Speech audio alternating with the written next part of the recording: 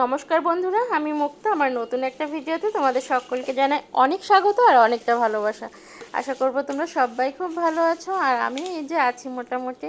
তো আজ সকাল সকাল ঘুম ভাঙলো মাছ দাদার ডাকে। মানে এই দাদাটা না যখন ভালো মাছ পায় তখন দিয়ে যায়। মানে কিছু মাছ থাকে না চাষের, যেগুলো আর কি, সেগুলো না কেমন একটা গন্ধ হয়, কিন্তু এগুলো হলো পুকুরের মাছ, একদম জ্যান্ত তেলাপিয়া আর রুই।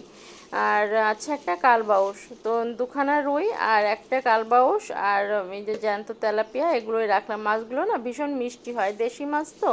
চাষের মাছ হলে পরে বড় মাছ হয় ঠিকই, কিন্তু অতটা মিষ্টি হয় না, আর কেমন যেন একটা গন্ধ থাকে। সেই মাছগুলো না তোমার দাদাভাই খেতে পারে না। তো এই মাছগুলো যখন পায় তখন এই দাদাটা ডেকে দিয়ে যায়। তো সকাল সকাল কোনো একটা কারণে মেয়েরা ছুটি ছিল, কি যেন একটা ছিল, আখেরি চাহা সোমবার বলে একটা কি একটা ছিল। তো যাই হোক, সে কারণে ছুটি ছিল। তো ভেবেছিলাম একটু দেরি করেই উঠবো, কিন্তু সেটা আর হলো না। ওই দাদার ডাকে উঠলাম, উঠে ভাবলাম উঠেই যতক্ষণ পড়েছি তো ঠিক আছে, কাজগুলো কমপ্লিট করে নিই। আর সূর্যি মামায় উঠলে পরে তো চোখ রাঙানি শুরু হয়ে যাবে, তো সেজন্য তখন আর বাইরের কাজগুলো করা যায় না। আর দেখো কতটা দিন ধরে বৃষ্টি লেগে থাকার কারণে উঠোনের অবস্থাটা দেখো কেমন শ্যাওলা জমে গেছে। তবে এই শ্যাওলাগুলো না স্লিপ করে না, এগুলো এক যেন কেমন যেন ওই যে মকমল টাইপের, ওর উপরে পা দিলে না বেশ একটা আরাম লাগে। তো সে ওর জন্য ওগুলোর উপরে স্লিপটা করে না। আর উঠোনে এমনি যে শ্যাওলাগুলো পড়ে, সে রোদ বেরোলে পরে ওগুলো আবার চলেও যায়, কিন্তু ওগুলো আবার স্লিপ করে, জানো তো। আর এগুলো না যখন এই বৃষ্টিটা চলে যায় তখন আমাকে কোদাল দিয়ে টেনে টেনে আবার এগুলোকে তুলতে হয়, তা না হলে এই শ্যাওলাগুলো আবার আর কি মরতে চায় না সহসায়। উঠোনে এরকমটা হয়েই থাকে। তবে এবার ভেবেছি, এবার গত বছর ওইগুলো টেনে টেনে পরিষ্কার করে না ভীষণ আর কি কোমরে যন্ত্রণা হয়েছিল, হাতে পায়ে ব্যথা হয়েছিল। এবছর ভাবছি যা হয় হোক, আমি তো সুস্থ থাকবো, আমি আর ওগুলো করতে যাব না। যাই হোক, বাইরের কাজ কমপ্লিট হয়ে গেছে, আর এখন চলে এসেছি ঘরে। ঘরের অন্যান্য বিছানাপত্র তুলতে পারিনি, কারণ মেয়ে ওই যে শুয়ে আছে, বললাম না ওই দিন ছুটি ছিল। তো সে কারণে ও শুয়ে আছে, ওর বাবাও শুয়ে আছে, বিছানাপত্র পরে তুলবো। আর এই যে ঘরটা মুছে নিচ্ছি। তো ঘরগুলো সব মোছা হয়ে গেছে, আর এখন এই সিঁড়িঘরটা মুছবো। মুছে আর উঠোনটা যেহেতু আগে ঝাড়টা দিয়ে নিয়েছি, বারান্দাটাকে মুছে স্নান করতে যাব। তো এই যে দেখতেই পাচ্ছ ওদিকে কতগুলো শিশি বোতল জমে গেছে, ওগুলোকে আবার ওই আর কি ওই নতুন ঘরের ইসে রেখে আসতে হবে। মানে যেখানে ওই যে শিশি বোতলগুলো রাখি আর কি, বস্তায় ভরে ভর্তি করে রাখি, বস্তাটা যখন ভর্তি হয়ে যায় তখন ওই ভাঙাড়িদের মধ্যে বিক্রি করে দিই। আর সেটা কিন্তু আমার লাভের লাভ। আর হ্যাঁ, তোমাদেরকে কথা দিয়েছিলাম আবার নিয়মিত ভিডিও দেব, কিন্তু কথা দিয়েও না কথাটা রাখতে পারলাম না। আসলে তেমন মেয়ে আমি নই যে কথা দিয়ে কথা রাখবো না। কিন্তু কি জানো তো, নিজের সঙ্গে না নিজের একটা যুদ্ধ হচ্ছে, নিজে হেরে যাচ্ছি নিজের কাছে যেন। মানে কোনো কিছু ভালো লাগছে না, কেমন যেন একটা, কেন যে মন খারাপ হচ্ছে আমি নিজেই জানি না। শুধু মনে হচ্ছে যেন চুপচাপ শুয়ে থাকি। মানে কেউ কিছু বললেও যেন, ভালো কথা বললেও যেন রাগ হয়ে যাচ্ছে। তোমাদের কি এরকমটা হয়? তো আমার সঙ্গে কেন এরকম হচ্ছে আমি জানি না।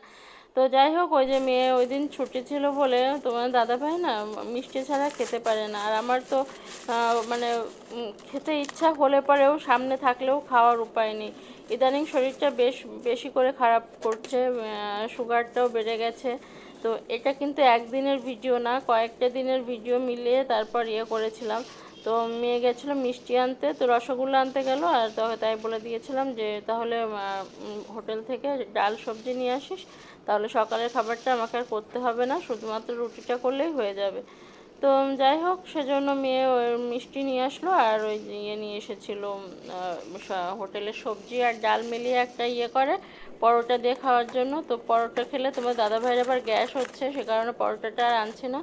আর মেয়েও খেতে চাইলো না, শুধু আমার জন্য আনবে, সেজন্য বললাম থাক শুধু ডাল সবজি নিয়ে। তো এটাকে না খেতে আমার বেশ টেস্ট লাগে, আর খেতে যতটা টেস্ট না লাগে তার ওই যে বিনা পরিশ্রমে এটা খেতে পাচ্ছি, শুধু রুটিটা করলেই আমার হয়ে যাচ্ছে। তো যার কারণে এটা পেলে আমার বেশ আনন্দই লাগে।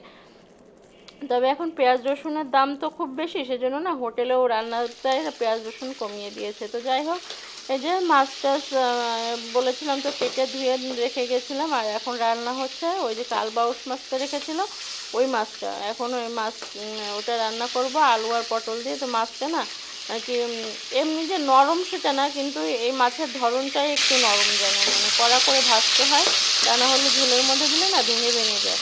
তো সেজন্য, আর টাটকা মাছের ঝোলের একটা আলাদাই টেস্ট হয়। তো সেদিন তেমন কিছু রান্নাও করিনি, শুধু মাছের ঝোল আর ভাত করেছিলাম।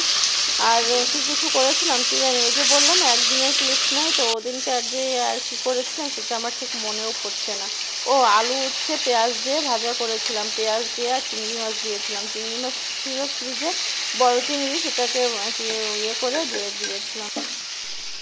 আর এই যে দেখতে পাচ্ছ আমার রান্নাঘরের কি অবস্থা, ছড়ানো ছেটানো। মাছের ঝোলটা আগে চাপাই, তা না হলে না খেতে দিতে দেরি হয়ে যাবে। বাড়িতে রং মিস্ত্রির কাজ চলছে, তো সেগুলো তোমাদের সঙ্গে কিছু শেয়ার করিনি। একবারে রংটা হয়ে যাক তারপর ইয়ে করবো।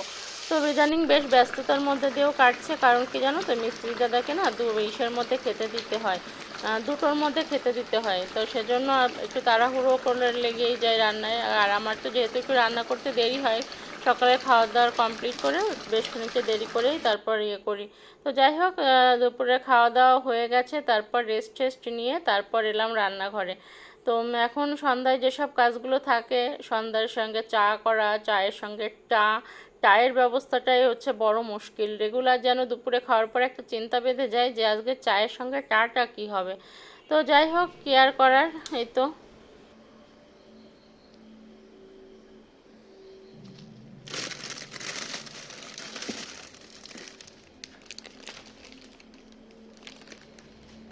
নিজের মধ্যের অবস্থা একদম বিধ্বস্ত, আর আমার রান্নাঘরের অবস্থা তো আরও খারাপ, আরও খারাপ, মারাত্মক অবস্থা। এই দেখো, মশলার কৌটাগুলো সব ধোয়াধাই শুরু করেছি, সব বক্স টক্সগুলো সব আজকে ইয়ে করেছি। আর এখন হবে ডিম পাউরুটি। এই যে বিশাল একখানা পাউরুটি এনেছে, এটাকে যে কীভাবে উদ্ধার করবো। এদিকে যে সকালে ইয়ে করবে, মানে টিফিনে যে পাউরুটি খাবে ব্রেকফাস্টে, সেটা কেউ খাবে না। তো এখন এই সন্ধ্যার ইয়ে করে, গতকালকে করেছিলাম স্যান্ডউইচ, তোমাদের সঙ্গে শেয়ার করেছিলাম। আর এখন এটা ডিম পাউরুটি হবে। বেশি করে পেঁয়াজ লঙ্কা সব কিছু কুচি করে নিয়েছি, এই যে। আর এখন এটাকে ইয়ে করবো, এই যে গ্যাসে কড়াই চেপে গেছে, এখন এগুলোকে ভাজি। হ্যাঁ, এই পাউরুটিগুলো না ছোট করে কেটে নিলাম, কারণ কী হয় বলো তো, আমাদের তোমার দাদাভাইকে বা মেয়েকে দিতে গেলে পারে না, ওই পাউরুটিগুলো বড় বড় একখানা করে দিলে পারে, ওরা বলে কেটে দাও কেটে দাও। সেজন্য আগে থেকেই ছোট করে টুকরো করে নিয়েছি, যাতে করে আমি ইয়ে করে দিতে পারি। তো এই যে এভাবে ছোট ছোট করে টুকরো করে, এতে করে আমারও সুবিধা হয়।